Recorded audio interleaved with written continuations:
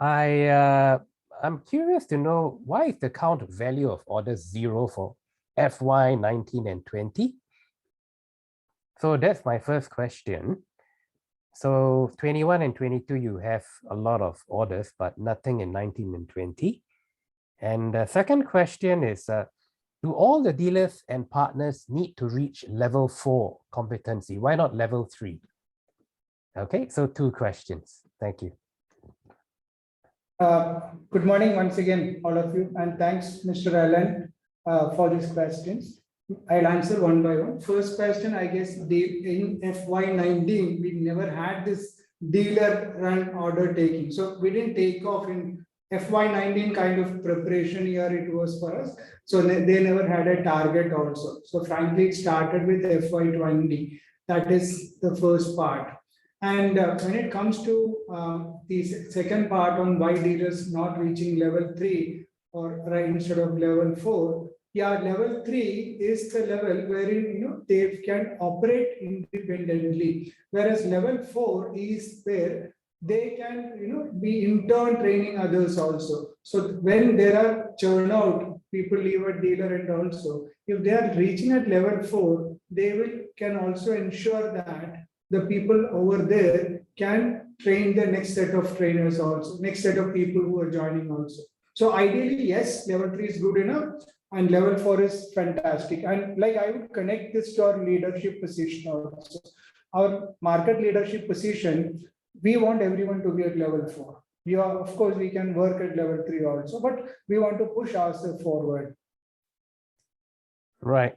Okay. So that's great. It'll be great if you have measures, that are attributable to the level 4 kind of competency and compared to level 3.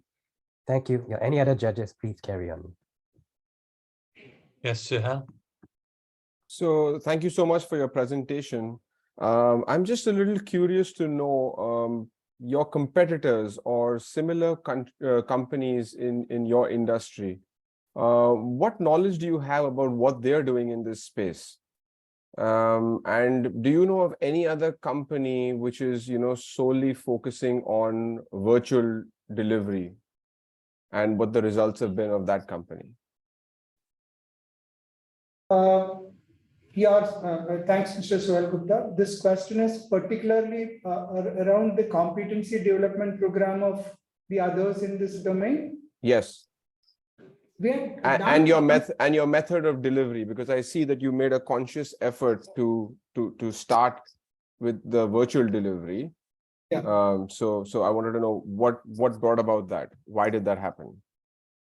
See, actually, this if you see the development journey of this program started somewhere in March 20, and if you recollect, that is when we had the pandemic also coming in. So that was the time when we were having people, we were still in the process of working in the market. So it was very critical that the program that we developed will sustain in the virtual space also.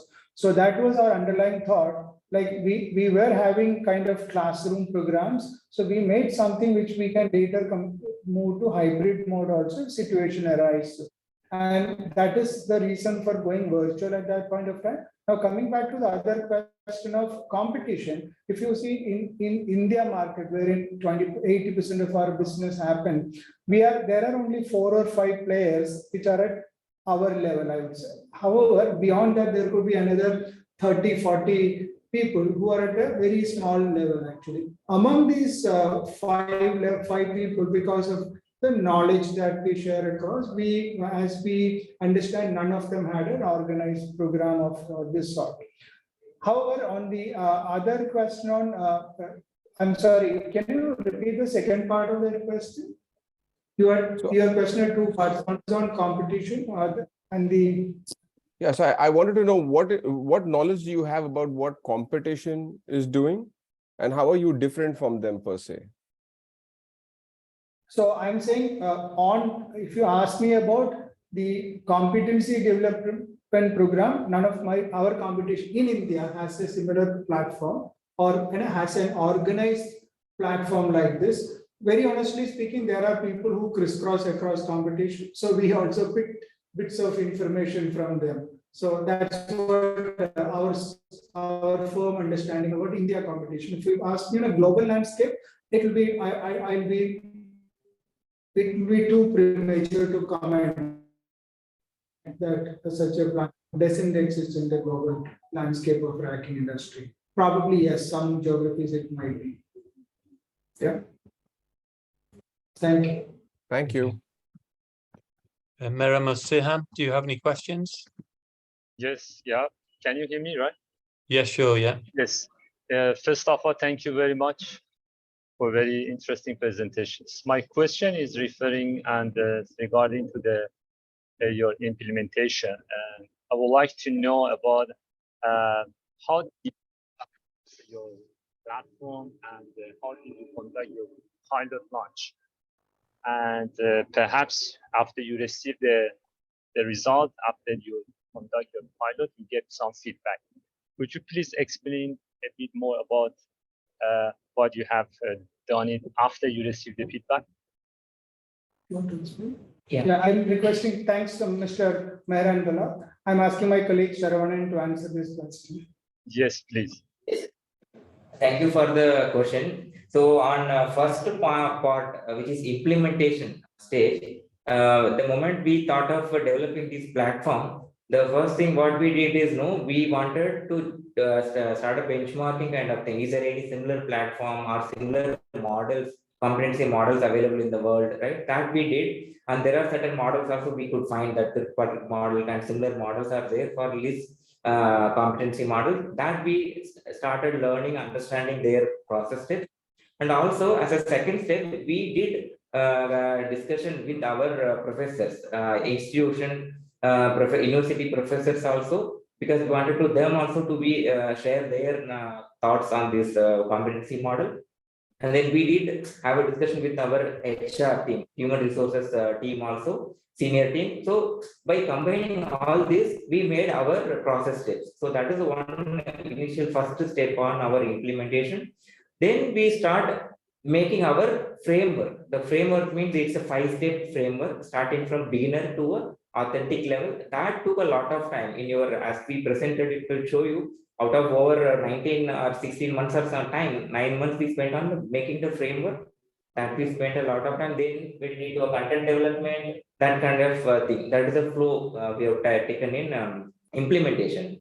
Then what we did is identifying the digital platform to do that, because to reach multiple people, right? We thought of, instead of sharing it offline or something, it's a digital. We need a digital platform so that content can be accessed by every people and they can access it on their own time, and also we can assess them properly. They can attend the questions, right? Assessments can be done online. Those things we do as a digital platform. Then what we did is a feedback. So we have a feedback from people on time to time. Once in a month, we took a feedback. And also what we did is we had a feedback form inside the course content also. After every level, there's a feedback form created. That also they have filled it, and then we could see that those comments. Then we have corrected the modules. It took some time also, initial 3 months. We keep on correct the content. Then it was stabilized after 3 months.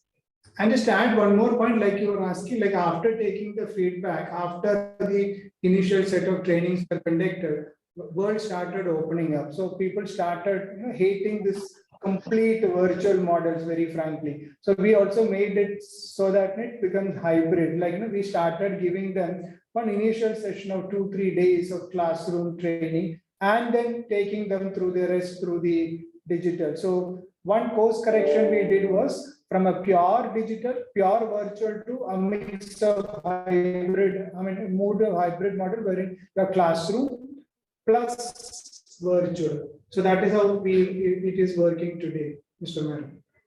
Thank you very much, and very well done.